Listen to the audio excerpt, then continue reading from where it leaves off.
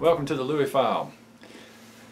This installment of the Louie File, I think I'm just going to share a brief testimony with you of something that recently took place in my life with my wife.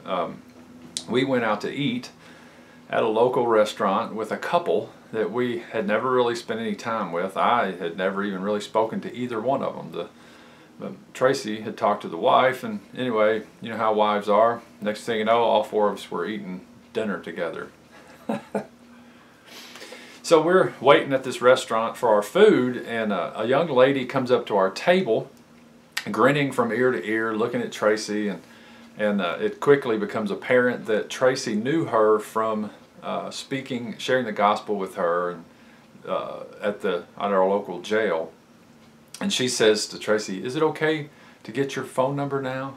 And she's just so quiet and sweet. So we went about our business. Tracy introduced her to me, and I shook her hand. "Nice to meet you," and she went on about her business. Well, we had dinner and had great conversation and got to know this couple a little bit better. And as we were leaving, this young lady that worked there that Tracy knew was at the door, sort of walking us out.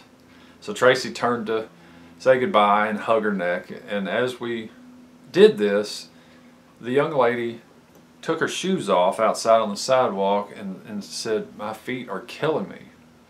And as I looked down, I saw what appeared to be two half shoes. It looked as though the shoes she was wearing only went to the middle of her foot, and there was no heel or backside to these shoes. I was like, what in the world?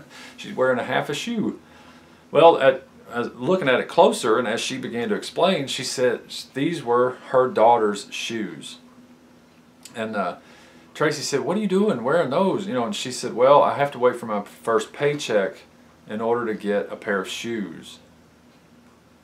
I was stunned.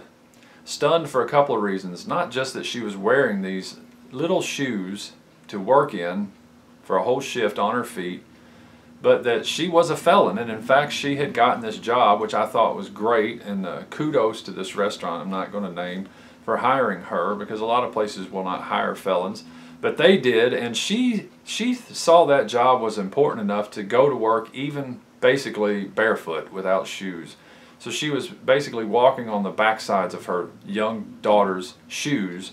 So Tracy said, "Oh, you can't do that." She said, Tracy, my wife, asked her, she said, "Well, what size do you wear?" And she said, 7. So Tracy kicked her shoe off, and she said, "Well, these are 7.5. So the girl put her foot in there, and then Tracy kicked off her other shoe. And she put on both of them, and Tracy said, "Wear these." And the girl said, "Oh, I can't take your shoes." And she looked at me as though I'm going to stop Tracy from giving these shoes to her. I wasn't about to say a word. The whole thing was an amazing experience. So Tracy that night went home barefoot so she could have some shoes that were closer to her size that she could wear for her shift at work. And that was a pretty amazing thing. So, Jesus said, "When I was naked, you clothed me. When I was sick, you visited me. When I was in prison, you came to see me. When I was thirsty, you gave me something to drink." So that was a literal working out of that scripture, I thought, right there. But the story isn't over. The next morning, we went to our church. We taught Sunday school class, and there was a lady in our class that has been attending pretty regular lately, and she's friends with Tracy. So Tracy and her were in the restroom after the Sunday school class before Sunday services started, and they were talking.